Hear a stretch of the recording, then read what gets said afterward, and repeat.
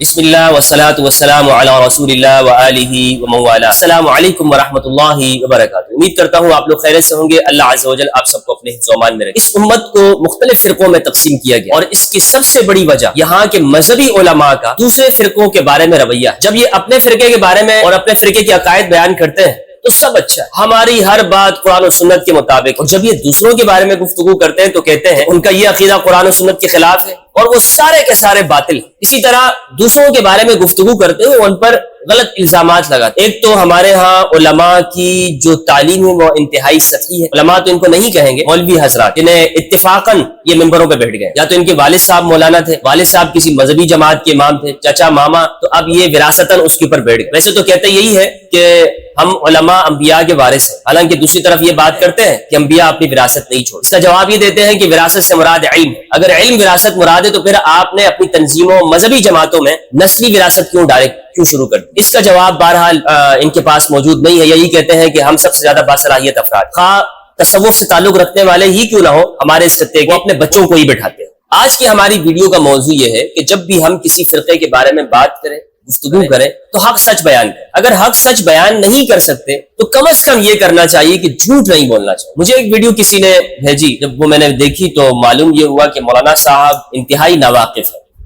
मौलाना एहतिशाम इलाही ज़हीर साहब शिया उलमा से, बल्कि पूरी दुनिया के शियों को इन्होंने मुखातब करके कहा है ये मुझे जवाब दें, आपके पास क्या जवाब। इन्होंने जो सवालात शियों से किए हैं वो तो शिया ही उसके जवाबात देंगे। मैं कोई शियों का नुमाइंदा हूं नहीं, ना मुझे इस बात का हक है, लेकिन मैं इनसे कुछ सवालात करना चाहता हूं। अगर आपके सवालात शियों पर बजा है और हक है, आपको सवाल करने का इख्तियार है, तो मुझे भी आपसे सवाल करने का इख्तियार है।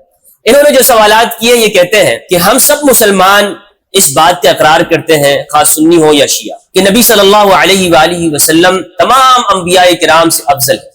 इस कायनात में सबसे ज्यादा सच्चे, सादिक, अस्दक, सबसे ज्यादा पाकीज़ा, तय्यब, ताहिर, मुज़क्का, मुसफ़ा, मुजल्ला, मुतहर वो हमारे नबी सल्लल्लाहु अलैहि वसल्लम। और इस पर हम सब का इत्तिफाक है, खास शिया हो या सुन्नी हो, हम इस पर ईमान रखते हैं। तो अगर हम शिया और सुन्नी इस पर ईमान रखते हैं तो फिर हम यूरोप वालों को क्या जवाब देंगे? एक तरफ तो हम ये कहते हो कि हमारे नबी सबसे अफजल है, दूसरी जानिब हम ये कहें कि हमारे नबी के जो सुसर थे, जिनके साथ रिश्तेदारियां की, वो अच्छे नहीं थे। ये सवाल इन्होंने किया है और वो ईमान पर नहीं थे। यानी नबी सल्लल्लाहु अलैहि वसल्लम सच्चे हैं और उनके जो सुसर हैं वो सच्चे नहीं हैं। इसी तरह हम दुनिया को, यूरोप को क्या जवाब देंगे कि हम ये अकीदा रखते हो कि हमारे नबी सच्चे हैं, लेकिन आपके जो दूसरे सुसर थे अबू सुफियान या हजरत उमर रजी अल्लाह अन्हु वो सच्चे नहीं है। हम यूरोप को क्या जवाब देंगे, हम गैर मुस्लिमों को क्या जवाब देंगे कि जब हम ये कहते हो कि हमारे नबी तो सच्चे हैं लेकिन आपकी बीवियां सच्ची नहीं है? हम दुनिया को क्या जवाब देंगे कि जब हम कहेंगे कि हमारे नबी तो सच्चे हैं लेकिन आपके शागिर्द सच्चे नहीं, वगैरह वगैरह। ये इन्होंने बात कही है। मौलाना साहब एहतिशाम इलाही ज़हीर साहब या एहतिशाम इलाही ज़हीर साहब, आपने जो सवाल किए हैं इन सवालों का जवाब जिनसे आपने किया वो आपको देंगे, लेकिन मैं जो आपसे सवाल करने जा रहा हूं इसके लिए आप तैयार हो जाए। सवाल ये, आपकी इस गुफ्तगू से मालूम ये हुआ कि ये बात जरूरी है हम जब यकीन रखें और हमारा ईमान है कि नबी सल्लल्लाहु अलैहि वसल्लम सच्चे हैं, तो इसके साथ आपके सुसरों, आपके रिश्तेदारों का सच्चा होना भी जरूरी है। यानी आप ये मानते हैं, ये आपकी पूरी गुफ्तगू का खुलासा है। जबकि मैं आपको बताऊं ये आपका अकीदा नहीं है। ये जैसे मैंने शुरू में अर्ज किया कि हमें सच बोलना चाहिए, हमें ये डबल स्टैंडर्ड इख्तियार नहीं करना चाहिए। अवाम को कुछ कह रहे होते हैं, किताबों में कुछ लिखा हुआ, गुफ्तगू कुछ करते हैं, मुनाजरों में कुछ बोलते हैं।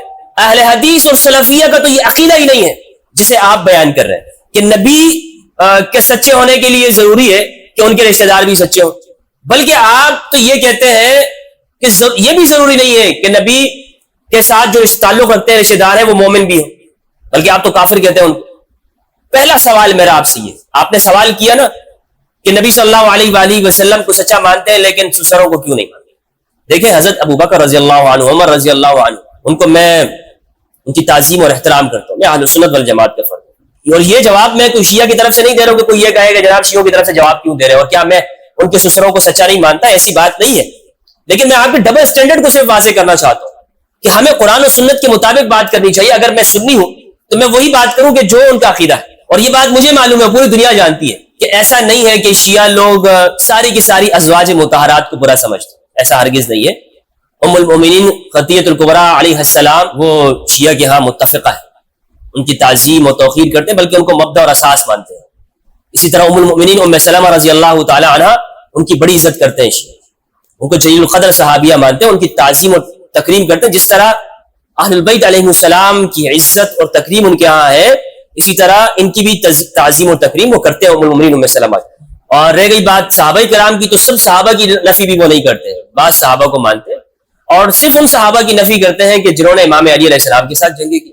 یہ واضح بات ہے، آپ کو یہ بات کرنی چاہیے، لیکن آپ ان چند صحابہ جن کی یہ نفی کر رہے ہیں، چند کی نفی کرتے ہیں، اکثریت کی نہیں کرتے۔ ان کا نام لینے کے بجائے آپ اس کو الزام بنا دیتے ہیں کہ جناب یہ سارے صحابہ کی تکفیر کرتے ہیں اور سارے صحابہ کو نہیں مانتے، تو یہ ناحق بات۔ میں اس لیے یہ جواب دے رہا ہوں کہ میرا دل دکھتا ہے کہ ہم دوسرے مسلمانوں کو کے بارے میں غلط بات بیان کریں۔ اگر کوئی شخص سنیوں کے بارے میں غلط بیانی کرے گا نا، اگر کوئی شیعہ یہ کہتا ہو کہ سنی سارے کے سارے ناسبی ہوتے ہیں یا سارے کے سارے سنی وہ اہل بیت سے نفرت کرتے ہیں، بغض رکھتے ہیں، میں اس شیعہ کے سامنے کھڑا ہو جاؤں گا، واللہ باللہ میں اس شیعہ کے سامنے کھڑا ہو جاؤں گا۔ تو ہمیں معیار بہترین رکھنا چاہیے۔